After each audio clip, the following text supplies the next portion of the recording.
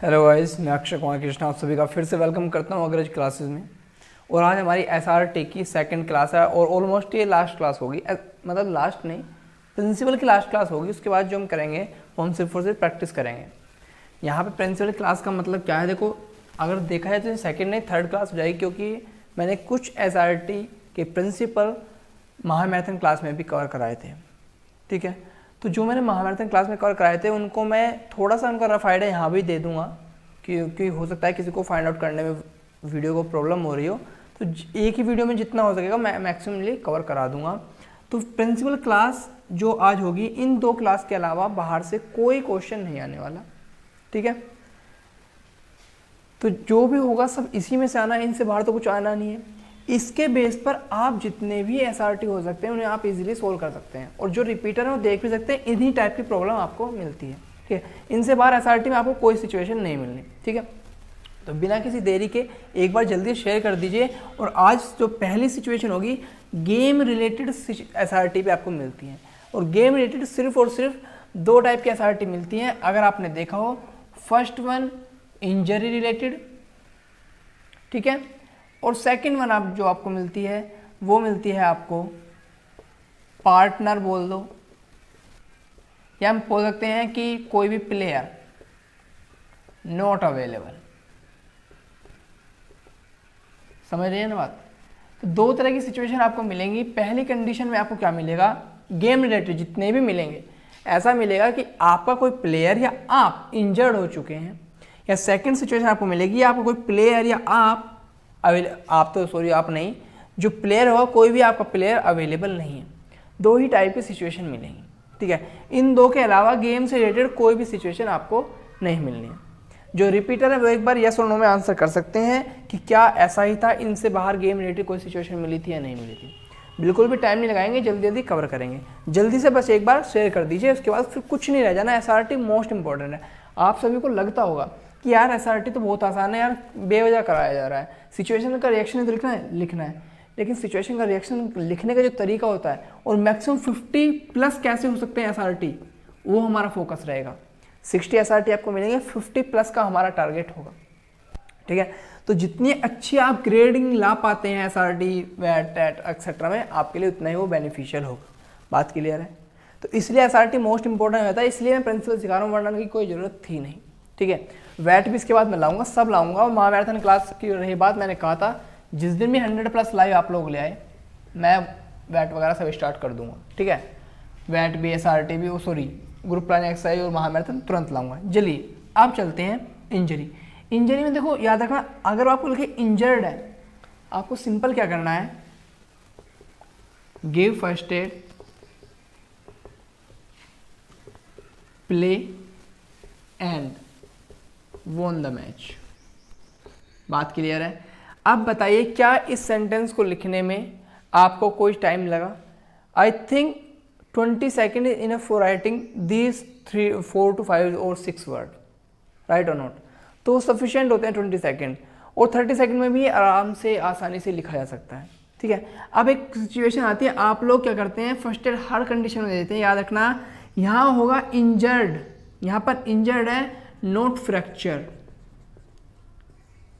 Not fracture, fracture के case में आप फर्स्ट एड नहीं देंगे। ऐसा नहीं है कि उसका जो प्लेयर है पता चली कि हाथ या पैर टूट चुका है, आपने फर्स्ट एड दी और उससे मैच खिला रहे हैं, क्या ऐसा पॉसिबल है? नहीं। तो फ्रैक्चर के केस में नहीं करना। आपको साफ साफ जब लिखा हो इंजर्ड है, तो इंजर्ड कैसा भी हो, give first aid, play and won the match, simple. First aid से काम हो सकता है। आजकल बहुत सारे स्प्रे वगैरह आते हैं, वोलिनी वगैरह जो भी है। लेकिन बाई चांस अगर फ्रैक्चर हो, तो फ्रैक्चर बनते ही कंडीशन जो आ जाएगी, फ्रैक्चर बनते ही जो कंडीशन आएगी वो आपकी पार्टनर और या प्लेयर नॉट अवेलेबल वाली आ जाएगी। कहने का मतलब क्या है, अगर फ्रैक्चर हो चुका है तो इसका सिंपल सी बात है, वो प्लेयर अब नहीं खेल सकता। बात क्लियर है? इस कंडीशन में आपको क्या करना है, कहीं आपको मिले कि प्लेयर अवेलेबल नहीं है, प्लेयर को फ्रैक्चर हो चुका है, प्लेयर आने में लेट हो जाएगा, कोई प्लेयर जाम में फंस चुका है, ठीक है, और मैच खत्म होने के बाद ही आ सकता है, बीच में बारिश हो गई, प्लेयर का एक्शन, कुछ भी कहे, प्लेयर अवेलेबल नहीं है और मैच शुरू होने ही वाला है, तो आप क्या करेंगे, प्ले विद एक्स्ट्रा प्लेयर और रिजर्व प्लेयर। ये आपकी बताता है ऑर्गेनाइजिंग एबिलिटी को कि आपने रिजर्व प्लेयर रखे हुए हैं। अब देखो इंपॉर्टेंट चीज बता दूं, सीधा हम प्ले नहीं लिखेंगे, प्रैक्टिस विद रिजर्व और extra player, play and won the match. बात क्लियर है। मैंने क्या लिखा, रिजर्व प्लेयर का जिक्र किया, फर्स्ट ऑफ ऑल से इंट्रोड्यूस कराया, साथ में लिखा प्रैक्टिस। देखो क्योंकि ऐसा नहीं कि रिजर्व प्लेयर सीधा आया और वो बन गया विराट कोहली, उसने छक्के चौके लगाना स्टार्ट कर दिया। उसे थोड़ी सी प्रैक्टिस भी चाहिए, थोड़ा मैचिंग के लिए, क्योंकि प्रिपेयर नहीं था। उसे थोड़ा सा प्रिपेयर, मेंटली और फिजिकली प्रिपेयर होने के लिए थोड़ा सा कि मेरी जरूरत पड़ सकती है, उसे थोड़ी सी प्रैक्टिस की नीड होगी। तो उसके बाद थोड़ी सी प्रैक्टिस की, एज ए कैप्टन बोलेंगे कि as a responsible captain of the team he, क्या लिखेंगे फिर, he practice with reserve player, play and won the match. याद रखना मैंने कहीं भी ही, सी एक्सेट्रा का यूज नहीं किया है। क्यों नहीं किया है, वो ऑलरेडी लिखा होगा, मैंने कहा था। अगर आप लिखते हैं तो वो आपकी बेवकूफ़ियत को शो करता है, शो करता है कि आप जो है केयरफुल नहीं है, आप देख नहीं रहे हैं ठीक से। आपकी ऑब्जर्वेशन स्किल को वो थोड़ा ना उसको प्रॉब्लम क्रिएट करता है कि ऑब्जर्वेशन स्किल अच्छी नहीं है, इंप्रेशन बैड पड़ता है। ठीक है, बिना किसी देरी के गेम से रिलेटेड यही मिलने हैं। उसके बाद चलते हैं दूसरे टाइप के। गेम के अलावा अब आपको क्या मिल सकता है, जो मोस्ट इंपॉर्टेंट 4 तरह की आपको सिचुएशन मिलती है।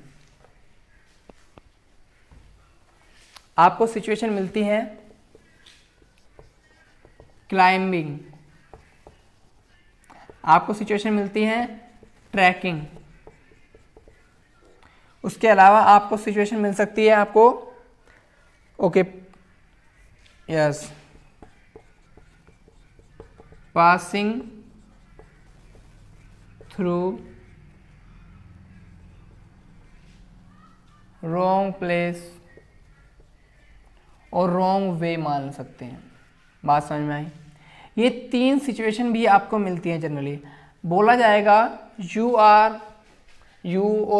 You along with your group climbing a mountain और trekking, you along with your group going to a trekking, और बोल सकते हैं unfortunately you passing through the wrong place और wrong way, but when you realise then as a responsible leader of trekking group or as a responsible leader or captain of the climbing team, trekking team, what will you do, simple लिखेगा या फिर लिखेगा he या फिर you और dot कर देगा। In that kind of situation आपको क्या करना होगा, सिंपल देखो जनरली 3 ही तरह की सिचुएशन नहीं, क्लाइंबिंग, ट्रैकिंग या फिर आप किसी गलत रास्ते पर जा रहे हैं, आपने रियलाइज़ कर लिया है, इन सब का एक ही सॉल्यूशन रहेगा। ठीक है, उसके अलावा अच्छा एक चीज़ उसमें वो डाल सकता है, वो इंपॉर्टेंट चीज़ थी, भूल गया, यस उसमें बोलेगा कि आप ट्रैकिंग या मतलब रहेगा ही नहीं से ट्रैकिंग कर रहे हैं, क्लाइंबिंग कर रहे हैं, इसमें आपको प्लस में एक चीज़ ऐड कर सकता है, टेकिंग लॉन्गर टाइम। ऐसा हो सकता है ये सिचुएशन इसमें ऐड कर दे कि क्लाइंब कर रहे हैं, कुछ भी प्रॉब्लम डालेगा ना, क्लाइंब कर रहे हैं, ट्रैकिंग कर रहे हैं या फिर आप रॉन्ग वे से जा रहे हैं। अब इसमें एक प्रॉब्लम डालेगा वो, क्लाइंब करते वक्त या तो आपने लॉन्गर वे कोई ले लिया है, या फिर आपको ज़्यादा टाइम लग रहा है, या फिर लैंडस्लाइड हो गई है, या फिर क्या हुआ कोई ऐसा होता है कि आप गलत रास्ते से पास हो रहे हैं, रास्ता भटक चुके हैं, ठीक है ना, आप करेक्ट वे पर नहीं है। तो इस तरह की प्रॉब्लम छोटी डालेगा जरूर, पक्का, जब भी क्लाइंबिंग ट्रैकिंग की बात आएगी। तो इसमें आपको सीधा एक सॉल्यूशन लिखा, सिंपल, चाहे वो लॉन्गर टाइम लग रहा हो, चाहे वो रास्ता गलत यूज़ कर रहे हो, चाहे लैंडस्लाइड हो गए, सिंपल क्या करना है, सी द मैप। पहले ही आपकी एबिलिटीज हो गई, सेंस ऑफ रेस्पॉन्सिबिलिटी भी, इंटेलिजेंस भी कि मैप लेकर चलें, ऑर्गेनाइजिंग एबिलिटी भी। See the map,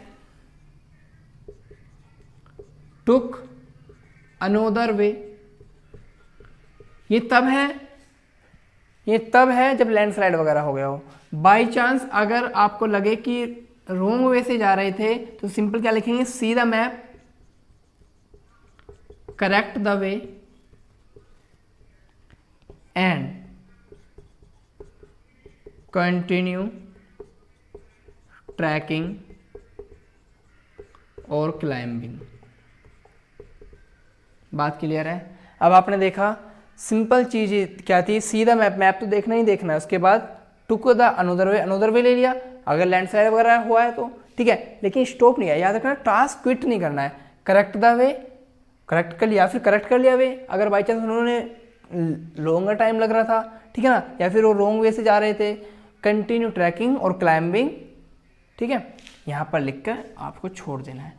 simple 3 to 4 line में ये एसआरटी जितने भी आएंगे, इस पर भी 5-6 एसआरटी आपको मिलेंगे। 5 to 6 एसआरटी ऑलरेडी आप मतलब आप जो है बहुत इजीली कर पाएंगे। बात क्लियर है? कोई डाउट है? आगे चल सकते हैं, इसमें कोई डाउट आएगा?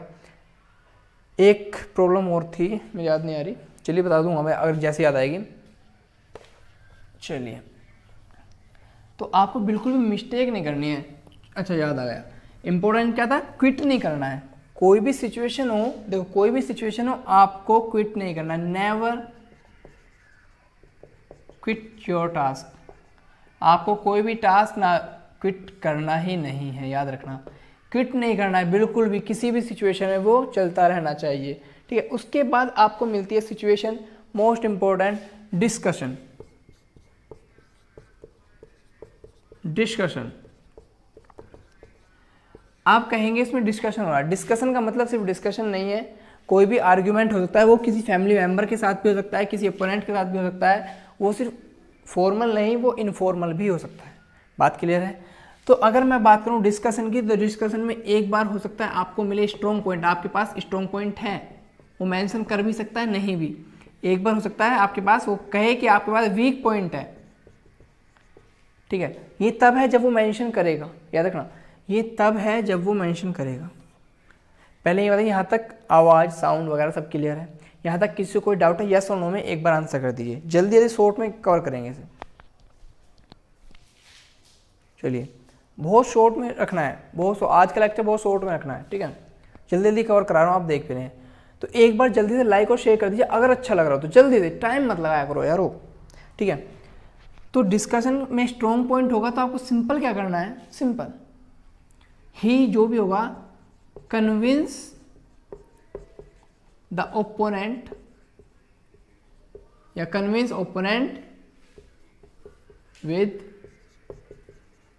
स्ट्रॉन्ग आर्ग्यूमेंट और स्ट्रॉन्ग पॉइंट और बाय फैक्ट एंड फिगर, ऐसा भी डाल सकते हैं। Convince the opponent with strong fact and figure. बात क्लियर है? ऐसा वो दे सकता है कि ऐसी सिचुएशन है कि आपका ओपोनेंट आपके पर हावी हो रहा है, ठीक है, या आपको कन्विंस करना है और आपका स्ट्रॉन्ग पॉइंट है, तो आप क्या करेंगे? आप डाल सकते हैं कहीं भी स्ट्रॉन्ग में, opponent with strong, convince the opponent with strong argument और फैक्ट एंड फिगर। ये जनरली कहीं ना भी हो तो भी, स्ट्रॉन्ग पॉइंट ना भी जिक्र हो तो भी आप इसे डाल सकते हैं, कोई इशू नहीं। लेकिन बाई चांस वो ऑलरेडी मेंशन कर देता है कि you have the weak point, तो आपके पास कोई पॉइंट ही नहीं है, in that kind of situation what you will do, आप ऐसी सिचुएशन में क्या करेंगे?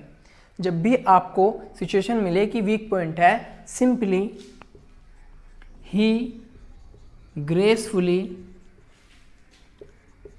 accept the he gracefully accept the opponent point और opponent argument। याद है? तो आप ओपोनेंट के आर्गुमेंट को क्या कर सकते हैं? इजीली एक्सेप्ट करना है, ग्रेसफुली। इससे क्या करता है कि यहाँ कोऑपरेशन है, ठीक है। तो कोऑपरेट कर रहा है वो, जो भी उसका ग्रुप है उसके साथ वो ग्रुप फ्लो के साथ चल रहा है, ऐसा नहीं सिर्फ अलग चल रहा है। बात क्लियर है? ठीक है। उसके अलावा, ठीक है, बाय चांस हो सकता है वीक पॉइंट नहीं है, आपने कोई मिस्टेक कर दी है डिस्कशन में। हो सकता है कि उसने कहा है कि you put a wrong point and you realise it, you put a wrong point in the during the discussion and you realise it. तो आप क्या करेंगे? सिंपल आप लिख सकते हैं, ही तो आपको लिखना ही नहीं है, ग्रेसफुली एक्सेप्ट हिज मिस्टेक। बात क्लियर है? तो 3 तरह की चीजें आपको मिलती हैं, या तो स्ट्रॉन्ग पॉइंट आपके पास है, जस्ट अ सेकेंड होल्ड कीजिए, जस्ट अ सेकेंड, ओके, ठीक है। तो 3 तरह की चीजें हैं, स्ट्रॉन्ग पॉइंट, वीक पॉइंट और जब मिस्टेक हो जाए तो ग्रेसफुली एक्सेप्ट कर लेना है। ये आपकी कोऑपरेशन एबिलिटी को भी दिखाता है। बात क्लियर है? इसके अलावा ये फिर भी अभी तक वो चीज़ें हैं जहाँ पर आपको दिख रहा है कि कन्विंसिंग स्टेज है, कन्विंसिंग स्टेज है। अब एक चीज़ और आती है, डिस्कशन के अलावा आता है मोस्ट इम्पोर्टेंट चीज़, जब ओपिनियन डिफर कर जाए। ठीक है, जब ओपिनियन डिफर कर जाए, अगर ओपिनियन डिफर हैं इस टाइप की सिचुएशन मिलेगी, इसके बाद सिर्फ एक टाइप की सिचुएशन रह जाएगी, उसके बाद एसआरटी कॉन्सेप्ट कवर हो जाएंगे। ठीक है, हो सकता है कि ओपिनियन डिफर कर जाए। जब आपके ओपिनियन डिफर करते हैं तो दो टाइप की सिचुएशन जब भी मिल जाती है, एक में क्या मान सकते हैं, कन्विंसिंग स्टेज अभी है, उसमें क्या था, आपके पॉइंट स्ट्रॉन्ग थे, वीक थे, या कुछ भी हो सकता है, लेकिन अगर चांसेस है कन्विंसिंग स्टेज है, अगर कन्विंसिंग स्टेज ओवर हो रही है, सपोज ओवर नहीं अभी है, अभी कन्विंसिंग स्टेज है, suppose that, in that kind of situation you can write the reaction like this, listen them carefully. आपने लिसन किया, अब देखो आपकी लिसनिंग एबिलिटी को भी शो करें। उसने कहा कि हाँ वो डिस्कशन के दौरान सुन रहा है, listening is most important thing. तो listen them carefully and make strong point. यहाँ पे लिख सकते हैं लिसन देम केयरफुली और put your strong point, form your strong point and convince the opponent. या सिंपल लिख सकते हैं listen them carefully, convince them by fact and figures, ऐसा लिख सकते हैं। आप क्या लिख सकते हैं, convince them by fact and figure. बात क्लियर है? किसी को दिख रहा है ना, कोई दिखने में कोई प्रॉब्लम तो नहीं है? मैं चेक कर लूँ एक बार। ओके, दिखने में कोई प्रॉब्लम नहीं है वैसे। चलिए, उसके अलावा आपको सेकंड सिचुएशन भी आपको मिलती है। सेकंड सिचुएशन अब यहाँ पर है कन्विंसिंग स्टेज ओवर हो चुकी है, कन्विंसिंग स्टेज ओवर हो चुकी है। ऐसी सिचुएशन बहुत इंपॉर्टेंट होती है, यहाँ पर समझ नहीं आता क्या होता है। और ये जनरली जो जब ओपिनियन डिफर होंगे, यहाँ पर कन्विंसिंग स्टेज ओवर हो चुकी होगी, आपको आइडिया कैसे लगेगा, आइडिया लगेगा आपको इस तरह से, आइडिया लगेगा आपको इस तरह से कि वो जो ओपिनियन डिफर होंगे वो कुछ बंदों के साथ होंगे पर्टिकुलर। अगर मैं बात करूँ पहले फैमिली मेम्बर के साथ, देखो फैमिली मेम्बर आप जानते हैं, आप फैमिली मेम्बर के साथ ज़्यादा डिस्कशन नहीं कर सकते। वर्ड उनका जवाब क्या आएगा, बेटा हमारे सामने तू नंगा पैदा हुआ था, ठीक है ना। तो उस तरह के कमेंट आपको सुनने को मिलेंगे और आप ज़्यादा करेंगे तो फिर ये आ जाएगा कि जवान लड़ाता है। तो आप वहाँ पर ये देखो, आपको जो रेस्पॉन्स लिखने होते हैं ना, प्रैक्टिकल लिखने होते हैं। असेसर्स भी जानते हैं, उनके साथ भी होता है। अगर फैमिली के साथ आप डिस्कशन करोगे ना तो वो थोड़ा प्रॉब्लमेटिक हो जाएगा। तो आपको प्रैक्टिकल आंसर लिखने हैं ताकि उन्हें भी समझ में आए कि यस, फैमिली के साथ ज़्यादा आप नहीं कर सकते डिस्कशन जब फैमिली मेम्बर्स से हो, तो थोड़ी प्रॉब्लम आपके साथ क्रिएट हो सकती है। आप कहेंगे नहीं मैं तो बहुत ईमानदार हूँ, मेरे लिए यही सब कुछ है, तन मन धन, मैं सत्य के साथ रहूँगा वगैरह वगैरह। तो बिल्कुल वो ऐसा लगेगा कि जैसे हाइपोथेटिकल है, इम्प्रैक्टिकल है, ठीक है ना। तो प्रैक्टिकल आंसर आपको लिखने हैं, जितना आप जेन्युइन रहेंगे उतना फ़ायदा रहेगा। फैमिली मेम्बर, उसके अलावा आप कलीग के साथ भी हो सकता है, ठीक है ना, कलीग के साथ हो सकता है। उसके अलावा हो सकता है क्लासमेट के साथ भी हो जाए। हावेवर हम क्लासमेट के साथ भी डिस्कशन कर सकते हैं, लेकिन जनरली अगर इस तरह का हो कि ओपिनियन कंप्लीटली डिफर हो रहे हैं, क्लासमेट हो सकता है, कलीग हो सकता है, फैमिली हो सकता है, फ्रेंड्स भी कभी कभी हो सकता है। अगर फैमिली होगा तो कोई इशू नहीं है, आपको सिंपल लिखने की जरूरत नहीं है, वहाँ पर मतलब लिखा नहीं होगा ओपिनियन डिफर कर रहे हैं। लेकिन अगर सीधा सीधा कह रहा है कि कलीग्स, क्लासमेट, फ्रेंड्स के साथ ओपिनियन कंप्लीटली डिफर कर रहे हैं, in that kind of situation आपको सिंपल एक चीज़ लिखनी है, सिंपल ही तो वहाँ पर लिखा ही होगा, लिखेंगे कंप्रोमाइज विद देम। बात क्लियर है? मोस्ट इंपॉर्टेंट वर्ड, सिर्फ 3 वर्ड में एसआरटी सोल्व। वरना आप क्या करेंगे, हम लिसन करेंगे, फिर ये करेंगे, फिर कन्विंस करेंगे, if not possible then we will do like this this this this this. तो वो सब क्या होगा, आपके SRT SSR भी पढ़ेंगे तो नेगेटिव इंप्रेशन जाएगा और वो प्रैक्टिकल आंसर उन्हें मानेंगे भी नहीं। सिंपल बात है, अगर इस तरह का कोई कंप्लीटली ओपिनियन डिफर करते हैं तो आपको क्या करना है, compromise with them. Simple, compromise कर लो। कंप्रोमाइज़ का मतलब ये नहीं कि आपने उनका पॉइंट मान लिया, बल्कि कुछ ऐसा कि नेगोशिएट किया और कुछ उनका कुछ अपना माना और बीच का रास्ता मिडवे निकाल लिया। बात क्लियर है? आगे चले। Last but not the least, most important SRT principle, जहाँ पर आपको इलनेस मिले। इलनेस मतलब सिर्फ इलनेस नहीं हो सकती, कुछ भी दे सकता है, कोई डेंगू वगैरह, कोविड-19 ही दे सकता है। हालांकि कोविड-19 मिलता नहीं है, लेकिन अगर कोई नई सेट बने हुए SRT के तो वहाँ मिल सकता है। सबसे लास्ट जो आपको मिलेगा वो मिलेगा आपको इलनेस। इसके बाद कोई SRT आई थिंक नहीं है। ओके, अब आपको मिलता है लास्ट इंपॉर्टेंट चीज़, इलनेस। ठीक है ना? अब इलनेस मिलती है या कोई डिसीज़ मिलती है, ठीक है ना? तो इस तरह की चीज़ अगर आपको मिलती है तो आप क्या करेंगे? ठीक है, अब डिसीज में कौन कौन आपके पास मिल सकता है आपको? कोई एल्डर्स ब्रोदर हो सकता है, फादर हो सकता है, मदर हो सकती है, कई बार सिस्टर भी मिलेगी आपको, और साथ साथ एक सिचुएशन और आ जाएगी, other member are out of station, ऐसा होगा। प्रॉब्लम के साथ डबल प्रॉब्लम मिलेगी। कोई भी एल्डर ब्रोदर हो, सन भी हो सकता है, फादर हो सकता है, मदर सिस्टर जो भी होगा, वो सब क्या होंगे, बीमार होंगे, इल होंगे, और अदर मेंबर जो होंगे आउट ऑफ स्टेशन होंगे। बात क्लियर है? यहाँ तो कोई डाउट है? इसमें वो कई बार मनी शॉर्टेज भी दिखा देगा। मनी शॉर्टेज दिखाएगा तो मैंने आपको मनी शॉर्टेज का आपको ऑलरेडी प्रिंसिपल बता दिया था। लेकिन अगर इस तरह की सिचुएशन मिलती है तो आप क्या करेंगे? ठीक है, वो आपको करना है। ठीक है, अब यहाँ पर भी मिलती हैं दो सिचुएशन। अगर आप देखें, दो सिचुएशन मिलेंगी। पहली सिचुएशन जो होगी, पहली सिचुएशन होगी आपकी अर्बन एरिया, ठीक है। दूसरी सिचुएशन होगी आपकी, यहाँ पर ही लिख दूँ, रूरल एरिया। दो एरिया आपको मिलेंगे, या तो किसी आप विलेज की बात होगी या किसी अर्बन एरिया की बात होगी। नहीं होता तो आप कुछ भी अपनी तरफ से मान सकते हैं, ज्यूम कर सकते हैं जो प्रैक्टिकली पॉसिबल हो। ठीक है, दो सिचुएशन मिलेगी कि आप किसी अर्बन एरिया में रहते हैं या फिर आप किसी रूरल एरिया में रहते हैं। बात क्लियर है?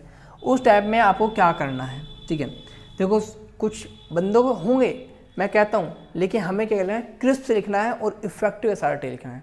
बात क्लियर है? क्रिस्प और SRT लिखना है, क्रिस्प और इफेक्टिव SRT। ऐसा नहीं कुछ भी लिख दिया कि रूरल एरिया है, हम एम्बुलेंस बुलाएंगे, ये करेंगे, वो करेंगे। ठीक है ना? जो पॉसिबल नहीं है, और या फिर आप चाहेंगे बिल्कुल डीप डाउन चले जाते हैं। तो मैंने कहा था, it is not the PPNDT test, it is the situation reaction test. You will have to write only your reaction, not the entire story. बात क्लियर है? तो आपको पूरा चीज़ नहीं लिखनी है, इफेक्टिव वर्ड, एक्शन वर्ड का यूज करना है। ठीक है, अच्छा, एक इंपॉर्टेंट इन्फॉर्मेशन मैंने जो बताया था, जैसा कि आप लोग जानते हैं, मैं 4 टाइम FCAT क्रैक करूँ कंटिन्यू।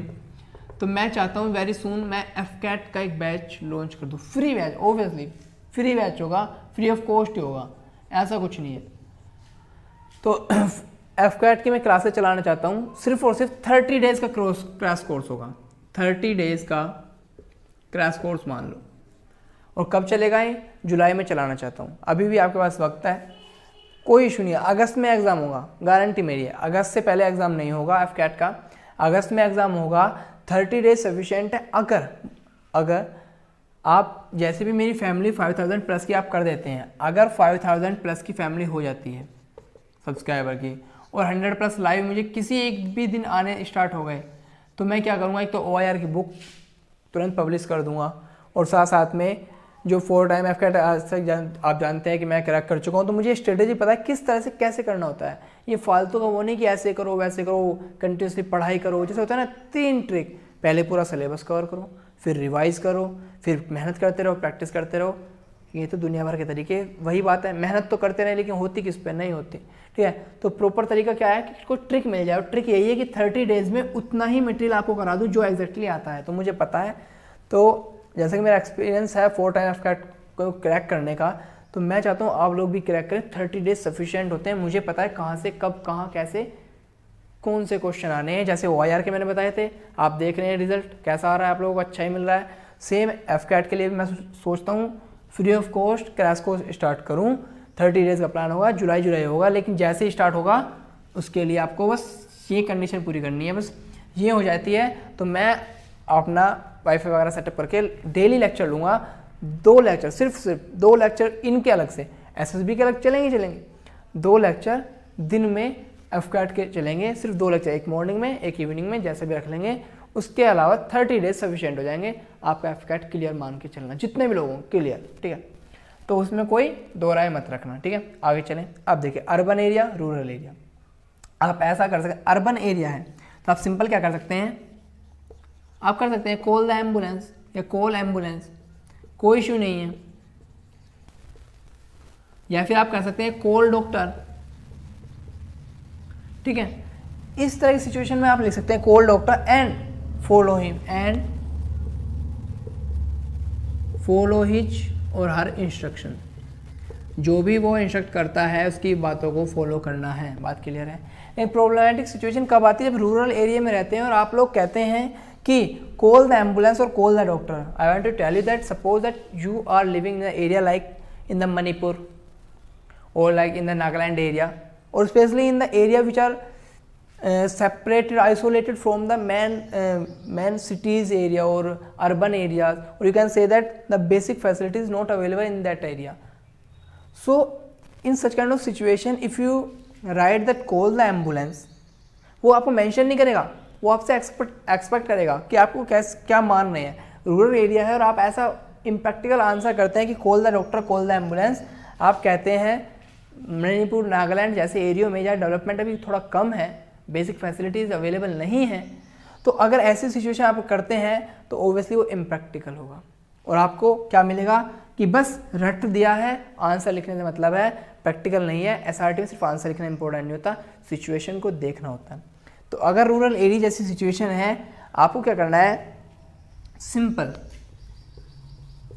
रश। देखो रश का मतलब जानते हैं, रश अगर आपने कहीं लगा दिया तो सिंपल सी बात है आपको उसमें डायरेक्टली शो कर दे सेंस ऑफ रेस्पॉन्सिबिलिटी। अगर रूरल एरिया है, सिंपल क्या करना है, rush to the nearest hospital.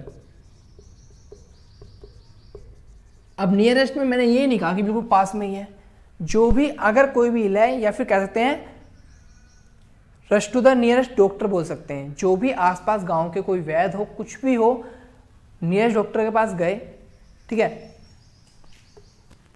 And आप नियरेस्ट डॉक्टर भी लिख सकते हैं, आप नियरेस्ट डॉक्टर भी लिख सकते हैं। Rush to the nearest doctor और hospital and follow his advice और इंस्ट्रक्शन। अब देखिए डॉक्टर और हॉस्पिटल में प्रॉब्लम क्या आती है, सपोज दैट आप डॉक्टर के पास गए, उसने कहा इसे तो सिटी के हॉस्पिटल में रेफर करना पड़ेगा, फिर क्या करेंगे, आपके 1 से 2 घंटे वेस्ट हो चुके हैं, अब आप फिर से हॉस्पिटल की तरफ भागते हैं। तो कोशिश करनी होती है हमें डॉक्टर लोकल वगैरह का जिक्र ना करके सिंपल बोले rush to the nearest hospital and follow his advice, ठीक है। उससे क्या होगा कि किसी के, अब रश का मतलब क्या है, आपने क्या किया, with the help of available resources, with the help of suitable transport means आप सीधा हॉस्पिटल गए। कैसे, चाहे साइकिल पर ले गए, जो भी सुटेबल था आपको, अकॉर्डिंगली आपको जो मिल पाया और जो सही था, बेस्ट सुटेबल मीन्स लेना है। सपोज दैट आपके पास कार भी मिल गई, आपको कार मिल गई सपोज दैट, और आपके पास साइकिल भी है, तो आप कहते हैं साइकिल से जाएंगे। क्यों भाई, ये इंडियन आइडियल थोड़ी है कि आप जितने गरीब बनकर शो करेंगे उतने आपको अच्छे मार्क्स मिलेंगे, ठीक है। तो प्रैक्टिकल सिचुएशन देखो, अगर आपके पास गाड़ी है तो गाड़ी से जाइए, ट्रैक्टर है तो ट्रैक्टर से जाइए, अब कुछ भी नहीं है तो साइकिल से जाइए। ऐसा तो यानी कि साइकिल है फिर भी आप कंधे पर लाद कर ले जा रहे हैं, तो वो गलत हो जाएगा। तो इस तरह की सिचुएशन आपको मिल सकती है, ये करेंगे। उसके अलावा मैं चेक कर लेता हूँ, यस ओके,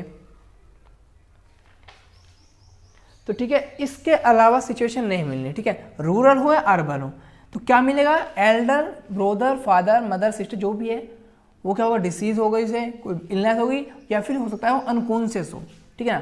क्या पर लिखेगा, अनकॉन्शियस है, ठीक है। तो अनकॉन्शियस सिचुएशन आपको मिल सकती है, बात क्लियर है। तो कैसी भी सिचुएशन मिले आपको करना क्या है, अर्बन और रूरल एरिया का ध्यान रखना है। अगर आपको मिलती है तो इस तरह का आपको आंसर करना है। बात क्लियर है? ये तो रही बात एसआरटी की। इसके अलावा एक दो एसआरटी मैं थोड़ा सा बस जनरली आपको रफ आइडिया दे देता हूँ, ठीक है ना, रफ आइडिया जो मैंने कराए भी थे। फायर एक्सीडेंट का आप लोग जानते हैं, ठीक है, जस्ट अ सेकेंड। जैसे कि मैंने आपको कराया था स्नैक बाइट, अगर स्नैक मैंने कहा था अवे फ्रॉम यू हो तो आपको क्या करना है, अगर स्नैक मिले simple allowed it to go, उसे जाने दो यार, जाने दो। बाई चांस अगर वो कहे नियर योर फ्रेंड एक्सेट्रा मिले तो देखो अब ये सीरियस कंडीशन, आपको सबसे बेस्ट सुटेबल मैंने कराया भी था। पूरी एक्सप्लेनेशन देखनी है अगर आपको तो मैंने महामैराथन क्लास जो कराई थी उसमें देख लेना, उसमें बताया था क्यों और क्या करना है। सिंपल क्या करना है, alert friend and kill the snake. देखो किल करना बहुत जरूरी है। यहाँ पर क्या होता है, किल द स्नेक स्नेक को किल करना क्यों जरूरी है, इसलिए जरूरी है क्योंकि ये आपकी करेज को शो करता है। ऐसा नहीं कि आप इम्प्रैक्टिकल आंसर करें कि हम उसे पकड़ेंगे या फिर फॉरेस्ट ऑफिसर को फ़ोन करेंगे, वो इम्प्रैक्टिकल है, कोई नहीं करता, सीधा मार ही दिया जाता जनरली, और मार भी देना चाहिए, आपसे इतना एक्सपेक्ट करते हैं। फायर एक्सीडेंट मैंने आपको बताया था, फायर एक्सीडेंट जब भी होगा आपको क्या करना है, सबसे पहले जो पीपल होंगे उन्हें अलर्ट करना है, उन्हें पैसिफाइड करना है, उन्हें ऑर्गेनाइज करना है, ठीक है, और गाइड टू इवैक्यूएट ये भी डाल सकते हैं आप जहाँ पर पॉसिबल है, गाइड टू इवैक्यूएट। इसके अलावा आप लिख सकते हैं अगर ट्रेन वगैरह में है तो ट्रेन भी मिल सकती है, डिस्टिंग्विश फायर यूजिंग। आप देख लीजिए ट्रेन में है तो आप क्या यूज कर सकते हैं, आप ब्लैंकेट और वाटर यूज कर सकते हैं। अगर इलेक्ट्रिक या फिर शॉर्ट सर्किट की वजह से है तो आप क्या कर सकते हैं, वाटर यूज नहीं करेंगे, ब्लैंकेट करेंगे। लेकिन अगर आप सिनेमा हॉल वगैरह में है तो आप तो फायर एक्सटिंग्विशर यूज कर सकते हैं। अगर आप गांव में है, विलेज में, तो सैंड मड वगैरह यूज कर सकते हैं। बात क्लियर है? तो एक्सीडेंट की भी थी, फायर एक्सीडेंट और स्नेक वाली भी थी। इसके अलावा देख लेता हूँ और थोड़ा बहुत आइडिया आपको दे देता हूँ ताकि किसी को कोई प्रॉब्लम ना हो। कन्फ्रंटेशन में करा चुका हूँ आपको, ठीक है, ओके। और एक चीज़ और थी कि स्ट्राइक नहीं ज्वाइन करना है। स्ट्राइक का भी कुछ लोग पूछ रहे थे कि स्ट्राइक रिलेटेड सिचुएशन कैसे करनी है। स्ट्राइक और कोई भी यूनियन को कभी भी ज्वाइन नहीं करना है, उसके अगेंस्ट में ही जाना है। स्ट्राइक हो चाहे आपकी क्या हो, यूनियन हो, आपको मिला होगा ऐसा क्वेश्चन, चाहे स्ट्राइक हो या यूनियन हो, आपको हमेशा क्या करना है, जो हीरो होगा उसके हमेशा अगेंस्ट में रहेगा, उसे सपोर्ट नहीं करेगा। बात क्लियर है? उसके अलावा आपको मिलती है नेचुरल प्रॉब्लम जो हो जाती हैं, ठीक है, जैसे कि आपको लैंडस्लाइड वगैरह मिलती है, अर्थक्वेक मिलता है, सुनामी आती है। इस टाइप की सिचुएशन अगर आपको मिलती है, ठीक है ना, तो आपको सिंपल क्या करना है, ज़्यादा कुछ नहीं, डीप में नहीं लिखना कि ड्रिंकिंग वाटर अवेलेबल कराया, मेडिसिन अवेलेबल कराई, फर्स्ट एड वगैरह दिया, वे क्लियर कराया, उसके बाद क्या किया, उन्हें शेल्टर प्रोवाइड कराया, खाना प्रोवाइड कराया। इतनी सारी चीज़ें लिखेंगे तो आप, और वो भी सेंटेंस फॉर्म में, तो प्रॉब्लम हो जाएगी। सिंपल लिखो अलोंग विथ अथॉरिटी, याद रखना, अलोंग विथ अथॉरिटी, अथॉरिटी के साथ ही करना है, क्योंकि आप अकेले नहीं कर सकते, क्योंकि ये मास प्रॉब्लम होती है, मास डिसास्टर होती है ऐसे टाइम पर। तो आप ऐसा नहीं कर सकते कि आप सब कुछ खुद ही कर लेंगे। Along with authority rehabilitate them. बात समझ रहे हैं? अब रिहेबिलिटेशन बहुत इंपॉर्टेंट है। एक्शन वर्ड मैंने कहा था ना, रिहेबिलिटेशन में क्या हुआ, आप सब कुछ आ गए, ड्रिंकिंग वाटर, फूड, शेल्टर वगैरह सब प्रोवाइड करा दिया गया। बात क्लियर है? यहाँ तक किसी को कोई डाउट? ठीक है, आगे चलें। तो एसआरटी के जितने भी कंसेप्ट थे ऑलमोस्ट मैंने सभी करा दिए हैं। इसके अलावा बाई चांस अगर कुछ हुआ तो, अच्छा, साइक्लोन भी मिल सकता है, साइक्लोन भी मिल सकता है, ठीक है, फ्लड भी मिल सकता है इसी टाइप में। बात क्लियर है? और फायर एक्सीडेंट में क्या क्या चीज़ मिलेंगी, फायर एक्सीडेंट में क्या क्या चीज़ मिलेंगी आपको, तीन ही चीज़ जनरली, ट्रेन तो मिलनी ही मिलनी है, उसके अलावा आपको विलेज मिल सकता है, विलेज में रेयर केस मिलेगा, आप सिनेमा हॉल में हो सकते हैं, यही जनरली तीन चीज़ें मिलती है। ट्रेन तो मिलती ही मिलती है, 90% ट्रेन ही मिलती है, और कम से कम 3 से 4 SRT ट्रेन के ही मिलते हैं, ठीक है ना, बात क्लियर है। ट्रेन के मिलेंगे 3 से 4 SRT, विलेज मिल सकता है, सिनेमा हॉल एक्सेट्रा मिल सकता है, बात क्लियर है। यहाँ तक कोई डाउट है? तो आज की क्लास यहीं पे एंड कर दे क्या? कोई डाउट हो पहले एक बार जल्दी से डाउट पूछ लीजिए, मैं चेक कर लेता हूँ। जो भी है मैं आंसर कर रहा हूँ कमेंट बॉक्स में, जिसका भी जो भी कमेंट बॉक्स में जो भी क्वेरी हो वो तुरंत बताते चलिए, मैं तुरंत के तुरंत, जस्ट सेकेंड, मैं तुरंत के तुरंत सोल्व करूँगा। यहीं पर मैं बताऊँगा जो भी कोई प्रॉब्लम किसी को होगी, क्वेरी होगी, वो मैं यहीं पर सोल्व करूँगा। जितने भी है मैं कमेंट में तुरंत रेस्पॉन्स देता रहता हूँ। किसी का कोई डाउट है SRT से रिलेटेड, ठीक है, तो आप बस ये याद रखना कि FCAT का जो क्रैश कोर्स होगा, ठीक है ना, 30 डेज, ज़्यादा नहीं। और ये वो नहीं है कि जो पब्लिक चलाती है ना, मैंने कहा था ना ओरो को मुझे को कॉपी नहीं करना, ओरो की तरह नहीं होगा कि बस चला दिया है, क्लासें प्रोवाइड करा दी हैं, क्वेश्चन आते हैं आओ, ना आते हो ना। FCAT का क्रैश कोर्स होगा, 30 डेज का होगा, ठीक है ना, और फ्री ऑफ कॉस्ट होगा ओबियसली। बस स्टार्ट कब होगा? जुलाई से स्टार्ट करने का मेरा प्लान है, ठीक है, क्योंकि अगस्त में एग्ज़ाम है, जुलाई सफिशिएंट हो जाएगी। बस आपको कैसे भी करके जितना हो सके इतना शेयर करना है, कहीं भी कभी कैसे भी पहुंचा के जून कोशिश करना है, जून तक क्या हो 5000 की फैमिली, बस ज़्यादा कुछ चाहिए, 5000 फैमिली और 100+ लाइव कोशिश करना है। 100+ लाइव और 5000 फैमिली अगर होती है तो FCAT क्रैश कोर्स में स्टार्ट करूँ, 30 डेज में गारंटी मैं लूँगा। ऐसी कोई गारंटी देखो लेता नहीं है, मैं गारंटी लेता हूँ। क्यों लेता हूँ? क्योंकि मैंने मैंने ली थी OIR की गारंटी, वो हेल्पफुल हुआ। मैंने ली आपकी उसकी गारंटी, देखो OIR लिया, उसके अंदर मैंने PPDT का लिया, SRT में गारंटी ले चुका हूँ, इनसे बाहर नहीं आना, इसी टाइप की सिचुएशन आनी है, तीनों चीज़ कवर करा चुका हूँ। जो रिपीटर बता सकते हैं क्या इनसे बाहर कुछ आया था जो भी मैंने कराया। PPDT में इस टाइप की सिचुएशन मिलती हैं, SRT में इस टाइप से सिचुएशन से आउट कोई, ये जो 12 से 15 प्रिंसिपल कराए मैंने, 12 से 15 के बाहर से कुछ आया। OIR PPDT में SRT में कहीं भी कुछ नहीं आया होगा। FCAT का मेरे को पता है क्योंकि मैं 4 टाइम क्रैक कर चुका हूँ एग्जाम को, 4 टाइम का एक्सपीरियंस है मेरे को क्रैक करने का, तो 4 टाइम का एक्सपीरियंस कहीं तो काम आएगा ना। तो ये 4 टाइम का एक्सपीरियंस है मेरे को FCAT एग्जामिनेशन क्रैक करने का, वो मैं चाहता हूँ कहीं ना कहीं यूजफुल हो। तो वो नहीं कराने जैसे कराते हैं तो आज करंट अफेयर करा रहे हैं, ये करा रहे हैं, मैं आपको बताऊंगा जो करंट अफेयर में भी टाइम लगाते हैं ना बेवजह का, उसकी भी जरूरत नहीं पड़ेगी।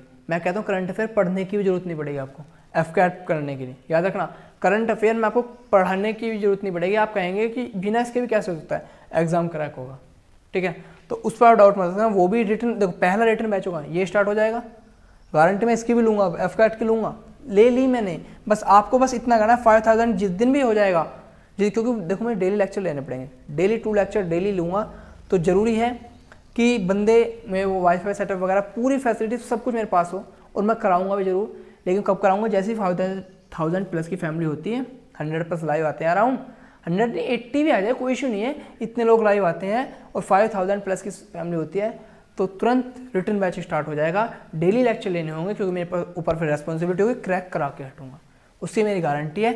PPDT में इससे बाहर कुछ नहीं आ रहा, सॉरी SRT में प्रैक्टिस के लिए अब मैं क्वेश्चन कराऊंगा, जो मैं क्वेश्चन करा रहा हूँ वो उसमें देखो सिर्फ ओरिजिनल क्वेश्चन नहीं है, उसमें कुछ नॉर्मल क्वेश्चन भी है, ऐसे ही है, तो उसमें टेंशन नहीं लेना है कि उस टाइप के क्वेश्चन तो हो नहीं रहे। जब प्रैक्टिस पे कराऊंगा ना, प्रैक्टिस के वक्त जब मैं क्लास में लाऊंगा तो ओरिजिनल क्वेश्चन ही लाऊंगा, बात क्या, उसमें कोई डाउट मत रखना। SRT में इससे बाहर क्वेश्चन नहीं मिलेंगे, वरना गूगल वगैरह पे फालतू क्वेश्चन मिलते हैं, तो उनमें आप दिमाग मत लगाइए, बात क्लियर है। आज के लिए बस इतना ही, कोई डाउट हो तुरंत कमेंट बॉक्स में कमेंट कर दीजिए। चलते हैं फिर से, कल मिलेंगे किसी नई क्लास साथ, ठीक है। महामैराथन में तभी लाऊंगा आप जब 100+ लाइव हो जाएंगे और अच्छे से GP वगैरह सब कवर करेंगे, ठीक है। तो फिर मिलते हैं, जय हिंद।